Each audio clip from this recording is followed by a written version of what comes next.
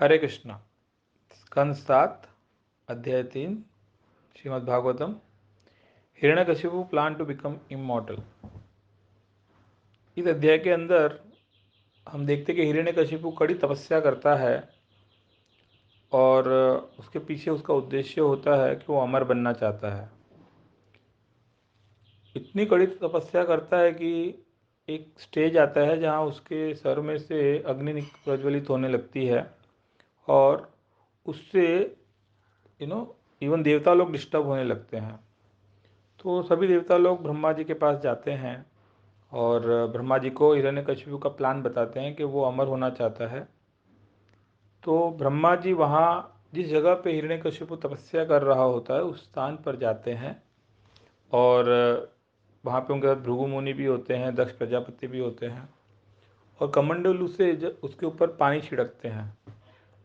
तो हिरण्यकशिपु का पुनः जो शरीर था, जो चींटियों ने खा लिया था, इवन मांस केवल हड्डियों में प्राण घूम रहे थे, वो पुनः एक नवयौवन व्यक्ति की तरह पूरा अपना शरीर रिगेन करता है और ब्रह्मा जी को प्रणाम करता है और ब्रह्मा जी को कहता है कि वो अमर बनना चाहता है।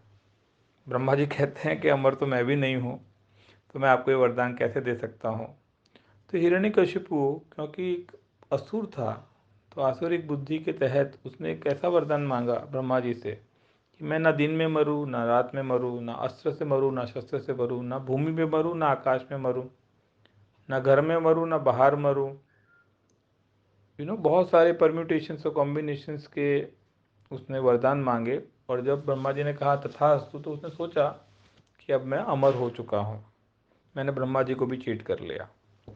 तो इस अध्याय के अंदर मुख्यतः दो शिक्षाएं ये हैं कि हिरण्यकशिपु जो था वो ब्रह्मा जी को भगवान मान रहा था और उन्हीं से वरदान लेके वो भगवान विष्णु को मारना चाहता था। तो इस कथा के, इस अध्याय के जैसे जैसे कथा अंत में हम ये देखेंगे कि भगवान विष्णु ने, इवन तो ब्रह्मा जी ने ये वरदान दिया, फिर भी हिरण्यकशिपु का नरसिंह भगवान के रूप में वध किया और ब्रह्मा जी को कहा कि आप मेरा कार्य बहुत कठिन बना देते हो, तो आगे से ध्यान रखिएगा कि ऐसा वरदान किसी को ना दें। तो फर्स्ट लर्निंग इज कृष्णस्तु भगवान स्वयं। जब तक हम इस बात को नहीं समझेंगे और विभिन्न विभिन्न देवताओं के पास जाते रहेंगे उनको भगवान समझकर, तो हम डिज़ायर्ड रिजल्ट जो है वो कभी प्राप्त नहीं कर पाएंगे। और दूसरा कि जैसे कि हिरण्यकशिपु अमर बनना चाहता था, तो जब ब्रह्मा जी कहते हैं कि वो स्वयं अमर नहीं है, तो हम तो एक तुच्छ जीव हैं, हम कैसे अमर हो सकते हैं। तो इस बात का ध्यान रखना चाहिए। आत्मा जो है वो सनातन है और जो शरीर है वो नश्वर है, लेकिन हम शारीरिक आध्यात्मिक बुद्धि के तहत जीवन इस प्रकार से जीते हैं जैसे कि हम अमर हैं। हम कभी ये सोचते ही नहीं है कि हमारा एक दिन अंत आएगा और उस अंत के तहत हम तैयारी करने का प्रयास नहीं करते हैं। लेकिन इस एग्जाम्पल में ब्रह्मा जी का खुद का कॉन्फेस कर रहे हैं कि वो खुद अमर नहीं है। ब्रह्मा जी एक पोस्ट है और वो बदलती रहती है।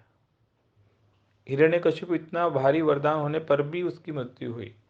तो शरीर जो है वो एक दिन चला जाएगा, आत्मा सनातन है और उसके कल्याण के लिए हमें ये मनुष्य जीवन मिला है, इसके लिए हमें कार्य करना चाहिए।